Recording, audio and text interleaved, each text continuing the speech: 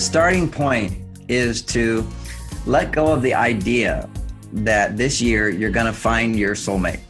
Okay, just let go of that idea. That's a desire, it's a need, but let go of the idea that you have to find this person in order to be happy, because it's being happy that's going to attract that person. Okay, so we postpone our happiness till we fulfill what we want, as opposed to recognize right now in our life, we have what we need in order to be happy. And then when a woman is feeling that, then she will rise up with the right desire. The desire is what allows you to go, this is the one for me. I know lots of women listening, you've been with guys on dates and you go, I'm just not getting it. I'm not getting the spark. Why am I not falling in love? What's missing?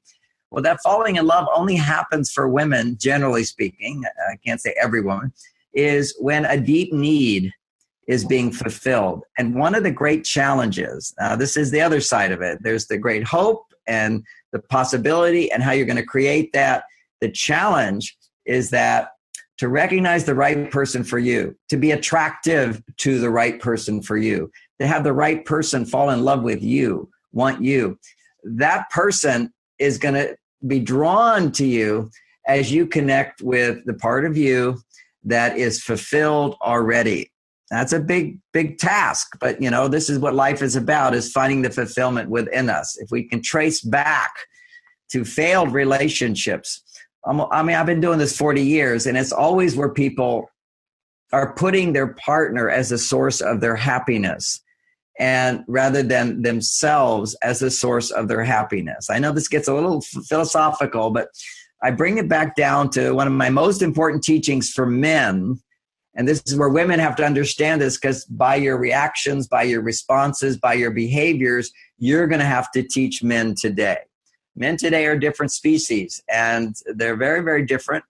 They don't make commitments. They're less in touch with their masculinity.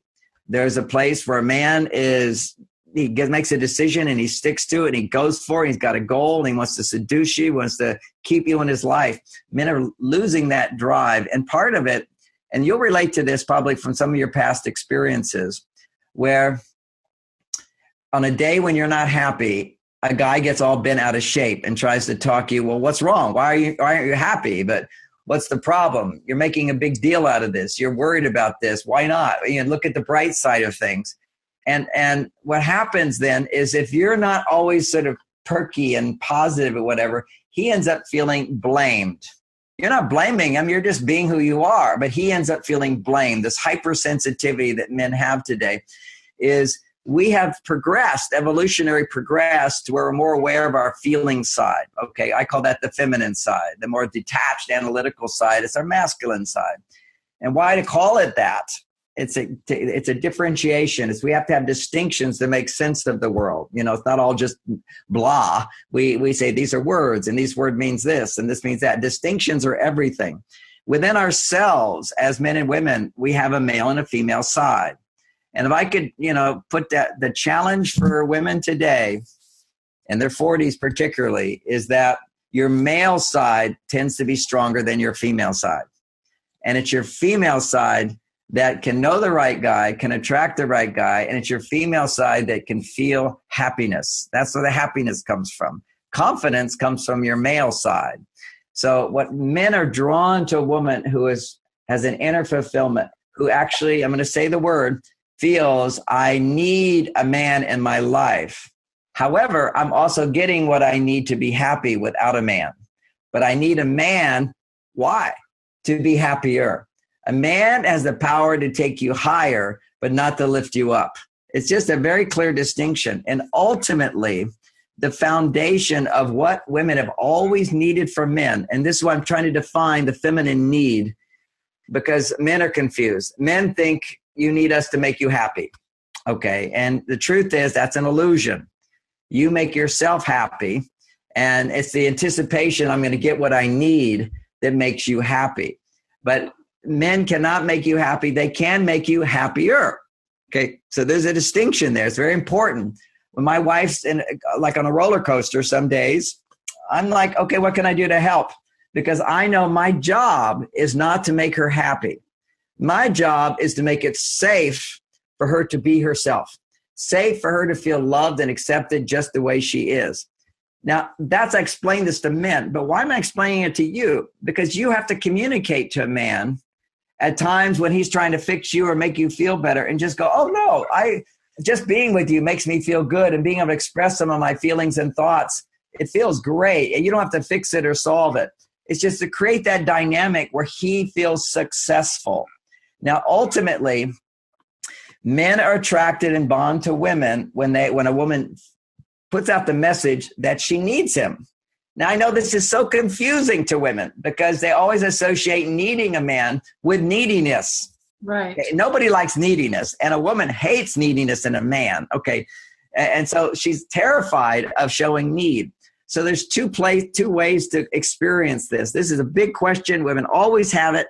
Is like, but wait a second, need is a bad thing. Need is weakness. Need is the foundation of love.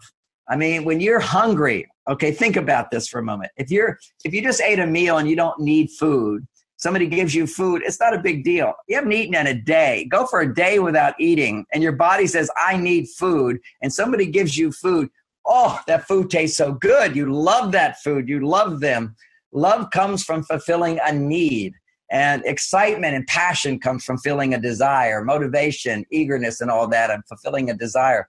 But happiness, fulfillment, and love comes when you're in touch with your needs.